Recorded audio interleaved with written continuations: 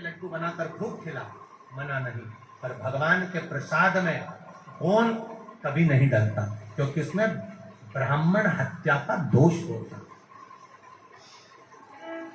दूसरा स्थान दिया अग्निदेव, आप हमसे ब्राह्मण हत्या का अंश ले लो।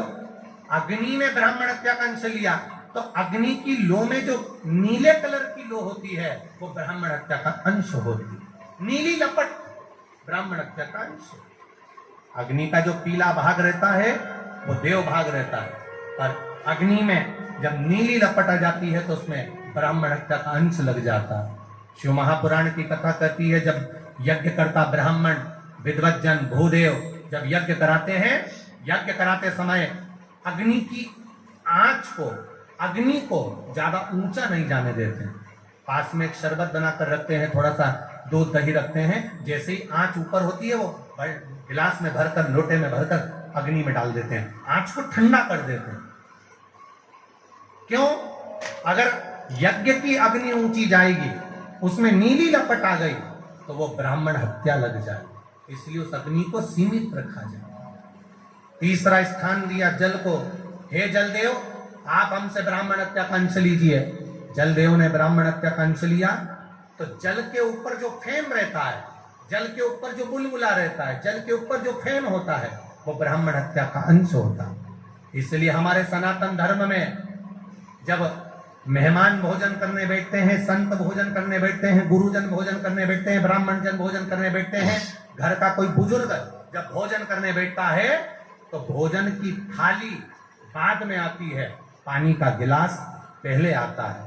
पानी का गिलास इसलिए पहले आता है कि पानी के गिलास में अगर कोई बुलबुला है, कोई फेन है, तो जब तक भोजन की थाली आए तो पानी में से वो फेन, वो बुलबुला समाप्त तो हो जाए। अगर पानी में फेन होगा और वो पानी किसी ने पिया तो उसको ब्राह्मण हत्या का अंश लग जाएगा। इसलिए तीसरा स्थान जल को दिया।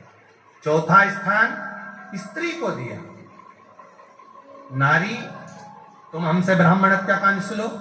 नारी ने ब्राह्मण हत्या का अंश लिया तो नारी का रजस्वला धर्म, नारी का रजो धर्म धारण करना, 7 दिन तक नारी पूजन स्थान पर ना जाना, भगवान का भजन ना करना, कहीं भोजन को हाथ ना लगाना, स्पर्श ना करना, ये रजो धर्म नारी को दिया। 4 स्थान पर ब्राह्मण हत्या को बांटा गया। तब जाकर इंद्र उस कमल की डंडी से बाहर निकले। कमल की डंडी से बाहर निकले तो उसी समय पर विश्वरूपा जी के पिता त्वष्टा ऋषि ने वृत्रासुर को उत्पन्न कर लिया। वृत्रासुर को उत्पन्न करा और वृत्रासुर को भेजा युद्ध के लिए। इंद्र बार बार हार गए। दधीचि ऋषि की अस्थियों से युद्ध लड़ा गया और दधीचि ऋषि की अस्थियों से युद्ध लड़ा, उसमें फिर विजय का प्राप्त। बहुत ध्यान दीजिए,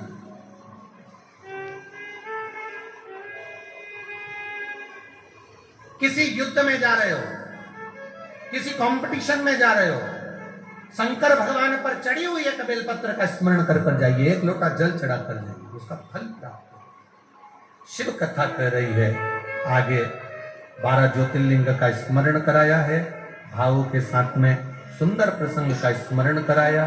प्रथम सोमनाथ जी का वर्णन करा। तुमरुका जी ने चंचुला देवी के सामने चंद्र को काया रोग हुआ, उस रोग से भगवान ने मुक्त किया।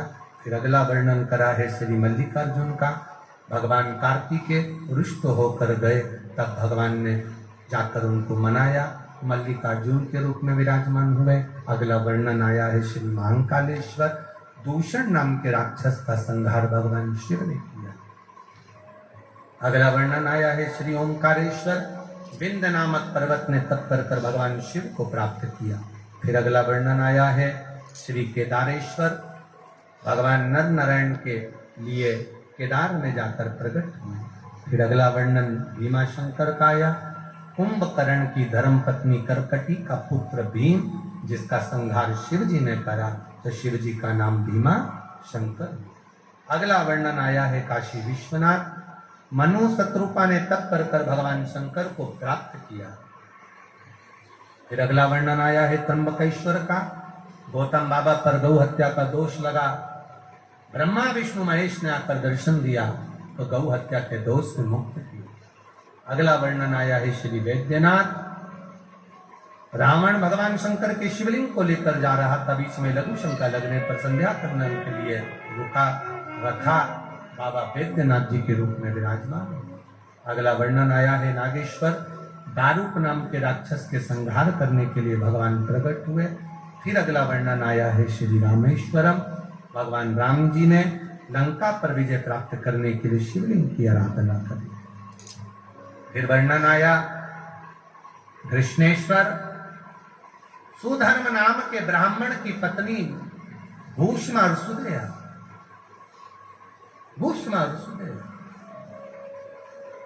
जिस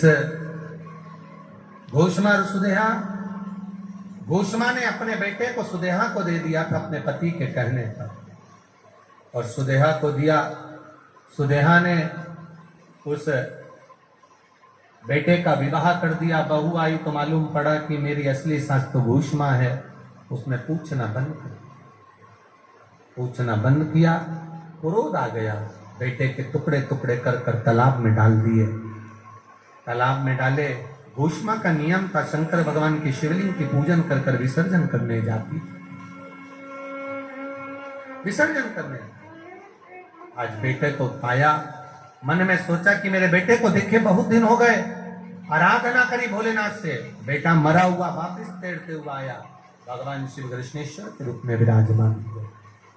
तुम रुका जी कहते हैं चंचुला देवी, ये 12 ज्योतिर्लिंग का चरित्र जो श्रवण करता है वो अपने जीवन में सुख का अनुभव करता है।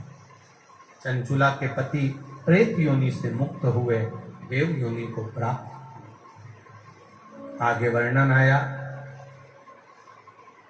भगवान देवाधिदेव महादेव ने अपने मस्तक की बेलपत्र उतार कर शिव पोथी को समर्पित करी।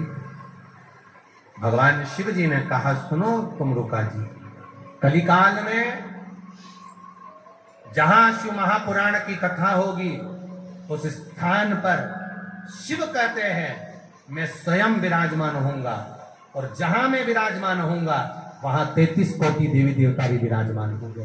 ये शिव महापुराण संपूर्ण विश्व का कल्याण करने वाली, संपूर्ण जगत का उद्धार करने वाली